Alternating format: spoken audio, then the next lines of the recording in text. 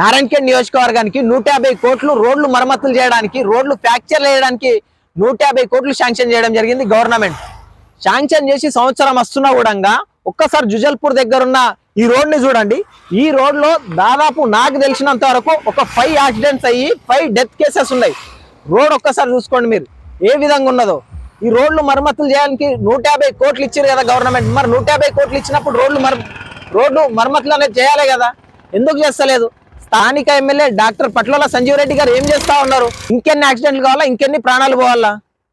150 కోట్లు అయితే శాంక్షన్ ఉంది కదా రోడ్లు మరమ్మతులు చేయడానికి, ఎందుకు చేస్తలేరు మీరు?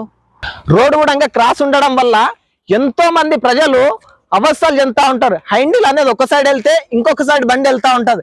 ఆ విధంగా ఎన్నో యాక్సిడెంట్లు జరగడం జరిగింది ఈ ఏరియాలో. కనీసం పట్టించుకునే నాదుడు లేడు. స్థానిక ఎమ్మెల్యే ఏం చేస్తుండ అసలు ఒక్కసారి ఆలోచించండి. నారాయణఖేడ్ నియోజకవర్గంలోని డోర్మోడ వద్ద మనం ఉన్నాము.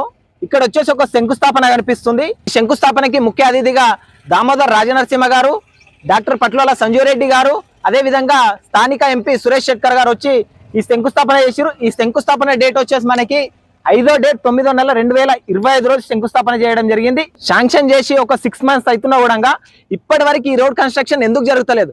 ఒక్కసారి ఆ రోడ్ చూడండి ఏ విధంగా ఉందో. ఉక్రాన్ నుంచి ఎల్గోయ్ వరకు ఏ విధంగా రోడ్ ఖరాబ్ అయిందో.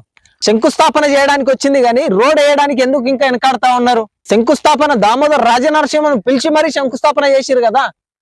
రోడ్ శాంక్షన్ అయ్యి 6 నెలలు అవుతున్నా కూడా రోడ్ వేస్తలేరు. ఇంకొక 3 నెలలు అయితే వర్షాకాలం వస్తుంది. ఈ రూట్ లో వెళ్లేది ఒకటే రూట్ ఉన్నది, వేరే ఊరు నుండి వెళ్ళడానికి కూడా రోడ్ లేదు. నువ్వు రోడ్ కన్స్ట్రక్షన్ చేస్తా ఉంటే వర్షాకాలంలో ప్రజలు చాలా అవస్థలు పడతారు.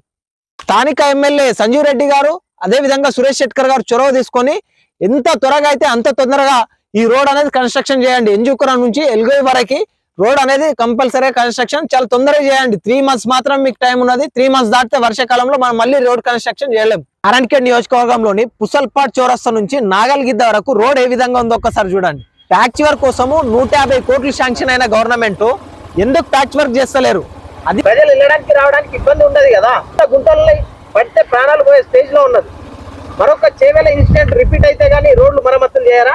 నారాయణఖేడ్ శాసనసభ్యులు డాక్టర్ పట్లోల సంజీవ్ రెడ్డి గారు ఈ రోడ్డు పట్ల తక్షణమే చర్యలు తీసుకోవాలి. ఎందుకంటే ఎంతో మంది అవస్థలు పడతా ఉన్నారు.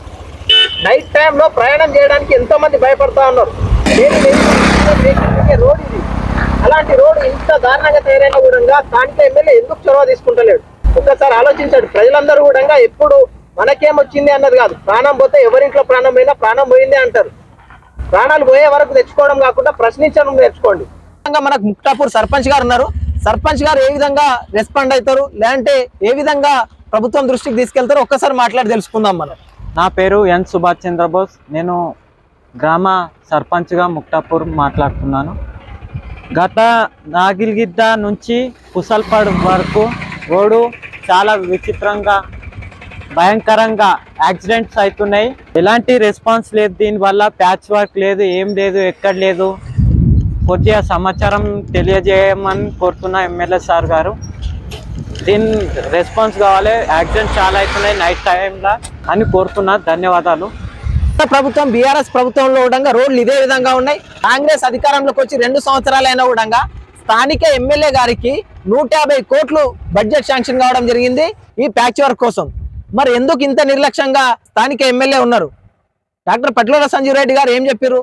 రోడ్లు, నీళ్లు, కనీసం అత్యవసరంగా ఏవైతున్నాయో అవన్నీ కూడా ప్రజలకు సమకూరుస్తా అని చెప్పేసి ప్రతి విలేజ్కి వెళ్ళి చెప్పడం జరిగింది కదా.